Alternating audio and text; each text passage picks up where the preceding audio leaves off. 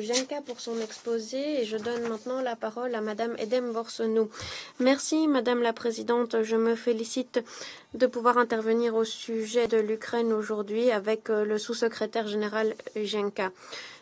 Depuis notre dernier exposé il y a 3 semaines, vous l'avez entendu, il n'y a pas de répit pour les civils face aux violences.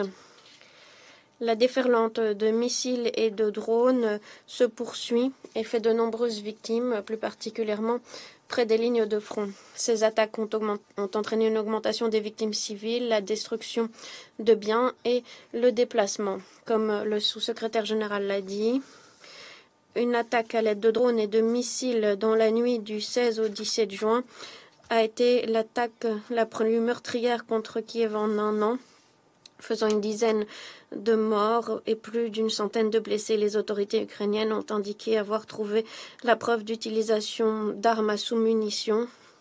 Des bâtiments résidentiels et des infrastructures critiques dans la ville ont été endommagés ou détruits.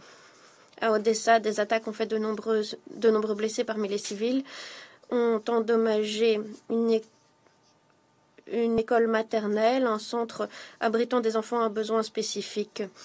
Des lieux qui doivent être sûrs et protégés. À Zaporizhia, les frappes ont terrorisé des familles dans leurs maisons. Les hostilités dans les régions du front se poursuivent, à Kherson, à Kharkiv, à Donetsk, ainsi qu'aux zones frontalières de Soumy, où on constate dégâts et déplacements. Ces communautés sont traumatisées, épuisées et sont à court de ressources alors que ces attaques incessantes détruisent leurs maisons et leurs moyens de subsistance. Les civils continuent de payer le plus lourd tribut de cette guerre. La mission de supervision des droits humains en Ukraine, cela a été dit, nous indique que l'utilisation de missiles et de drones à longue portée contribue à ce nombre élevé de victimes civiles dans le pays cette année. Près de 50% de plus de civils ont été tués et blessés en Ukraine lors des 5 premiers mois de 2025 que pendant la même période de 2024. Le SLAM estime que 20% du territoire ukrainien est contaminé par des mines ou des engins non explosés, ce qui fait de ce pays le plus contaminé au monde depuis la Seconde Guerre mondiale. Des efforts de déminage dans les zones agricoles menés par le gouvernement de l'Ukraine avec l'appui des partenaires humanitaires permettent aux familles de retrouver leurs activités agricoles et de retrouver leurs moyens de subsistance. Toutefois, étant donné les niveaux de contamination, ces efforts vont devoir se poursuivre pendant bien des années. Les travailleurs humanitaires sont face à des menaces croissantes. Jusqu'à présent, en 2025, l'on déplore 68 incidents de violence à l'encontre de personnel humanitaire, de biens des travailleurs humanitaires ou des installations humanitaires. 2 travailleurs ont été tués, 24 ont été blessés en fournissant une assistance humanitaire. De plus, il y a des informations non vérifiées indiquant qu'il y a des victimes civiles et des dégâts subis pour des infrastructures civiles à Koursk, dans les régions de Koursk et de Belgorod en Fédération de Russie. Nous l'avons dit, au titre du droit international humanitaire, les civils doivent être épargnés, y compris les travailleurs humanitaires, les sites civils, y compris les maisons, les écoles et les infrastructures humanitaires. L'utilisation de mines antipersonnelles ou d'armes à sous-munitions nous préoccupe, étant donné les effets indiscriminés et à long terme de ces armes. Ces armes appartiennent au passé. De plus,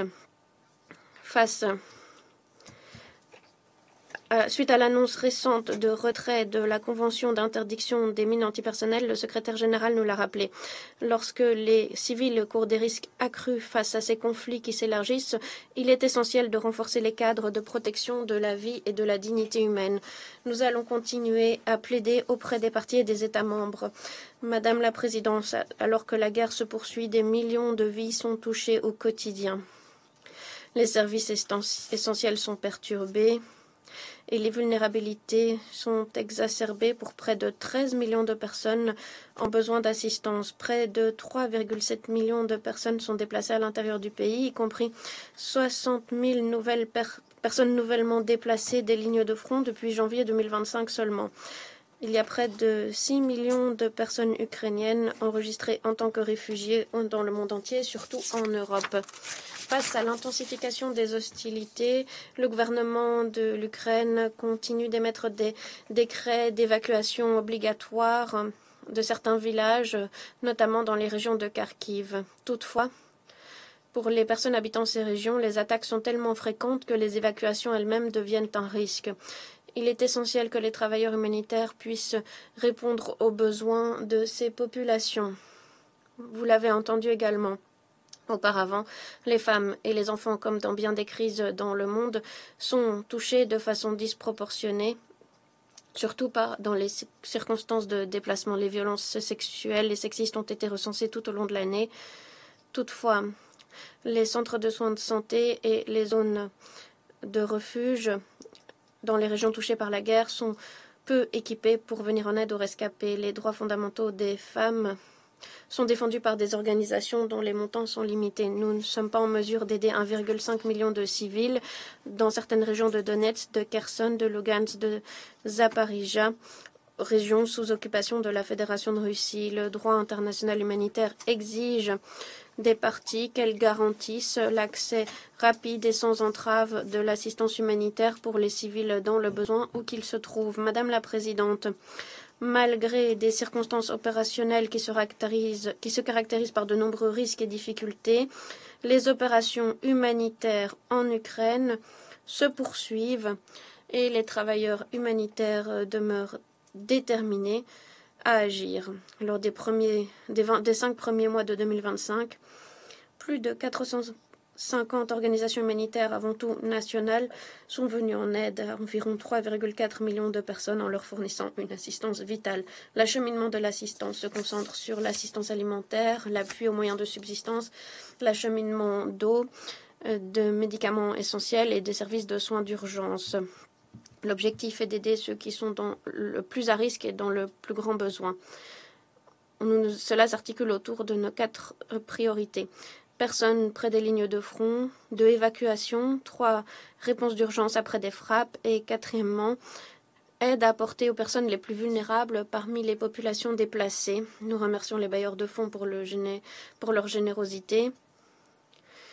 Près de 816 millions, soit 31% des 2,6 milliards de dollars requis pour le plan d'action humanitaire en 2025 ont été garantis. Un appui financier est essentiel pour garantir la poursuite des opérations humanitaires pour ceux qui sont dans le plus grand besoin. En guise de conclusion, à nouveau, nous appelons le Conseil à des actions collectives sur l'Ukraine. Premièrement, nous appelons à protéger les civils, y compris les travailleurs humanitaires et les travailleurs des soins de santé. Nous appelons à préserver les infrastructures civiles. Il faut garantir un accès humanitaire sûr, rapide et sans entrave à tous les civils dans le besoin. Deuxièmement, il convient de garantir un appui financier constant. Les tendances de financement à la baisse contraignent certains programmes à fermer leurs portes alors que la situation est instable, de plus en plus complexe et dangereuse. Des ressources supplémentaires sont indispensables pour sauver des vies et nous préparer à l'hiver. Troisièmement, il faut mettre fin à cette guerre et tant que cela ne sera pas le cas, s'assurer que les préoccupations humanitaires soient au cœur des discussions pour une trêve des combats ou un accord à plus long terme. Merci à Madame Worsenu. La parole est aux membres